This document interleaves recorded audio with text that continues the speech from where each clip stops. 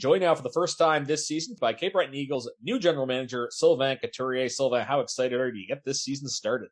Very excited. I feel like a young rookie in the league right now with the new organization after 20 years with the same one.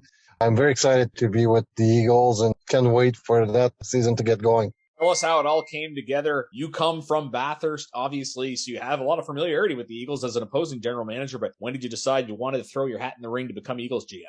After I resigned in Batters, as I mentioned before, Gerard Shock got in touch with me and it went really quickly after that. I wasn't ready to be out of hockey yet, but the opportunity to come here present to me, and it was a big move. I sold my house and moved here. I just bought a house here in Sydney. We're well established now, me and my wife. And my priority is to bring a winning team here, and a team that would contend for the big honor. And that's my goal. And I think with John Golan in charge behind the bench, I think we're heading in the right direction.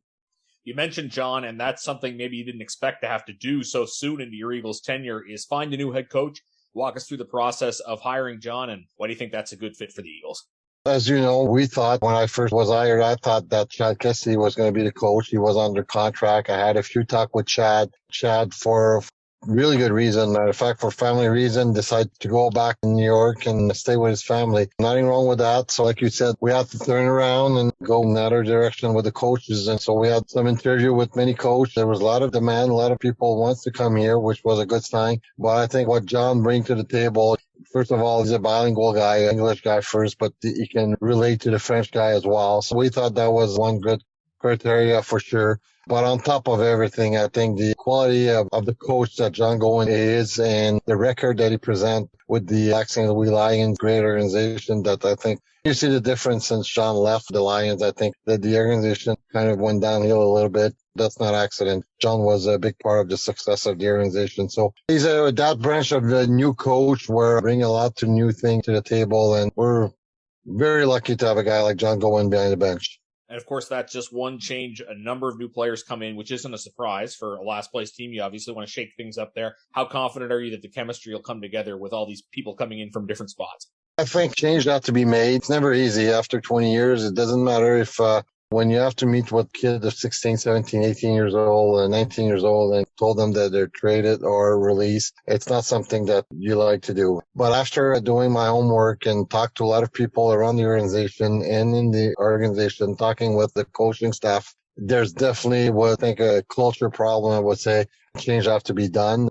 Unfortunately, I had to make some move that I thought was necessary for the good of the organization. And I think we got a good mix of young players and veterans. We had 3 first-round picks this year. We had no issue at all to bring them to Sydney, which was really good to hear because it's always a challenge to bring first-rounder. It doesn't matter where you are, coming from a small market like Batters. I had the same issue, but no issue whatsoever. We're a 3 first-round guy, and they're on the team right now. So we're going to have a good mix of veterans and young players this year, and we're definitely heading in the right direction. I'm convinced of that for sure.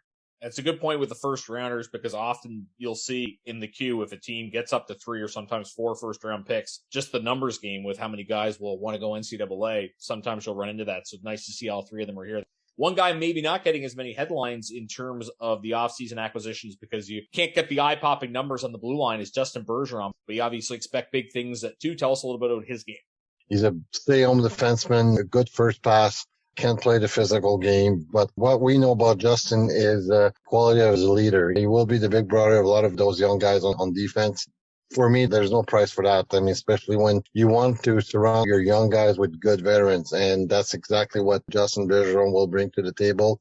On top of this, his quality as a player, I think he's a quality person and a good leader and a guy that will show the way to the young guys. And for me, like I said, after doing my homework and talking to a lot of people, we were more than comfortable to pay what we pay to get a guy like that in the dressing room and on the ice.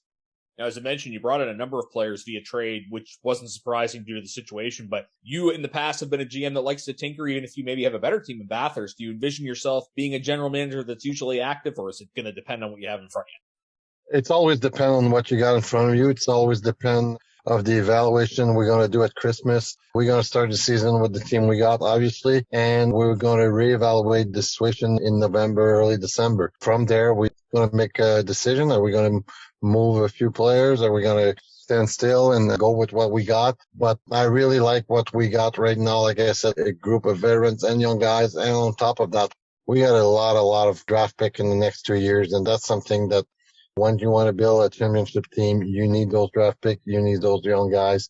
And that's what we got right now. So I came here to win a championship, and that will be my goal. This division may be tough to get a read on. You don't know just how much impact the guys coming back on Bathurst, St. John, and Charlottetown will be, given they've lost a lot. Moncton seems pretty similar. Halifax, talented but young. Do you have any expectations for this coming season in the division?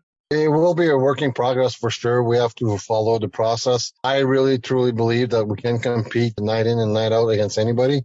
That's one thing that last year I thought that playing against Eagles was easy to play against some nights, and that's one thing I really wanted a change. And I think that this year we're going to be a harder team to play against, and a team that if they want to get 2 points, they're going to have to outwork us. But at the end of the day, like you said, it's a tough division to read.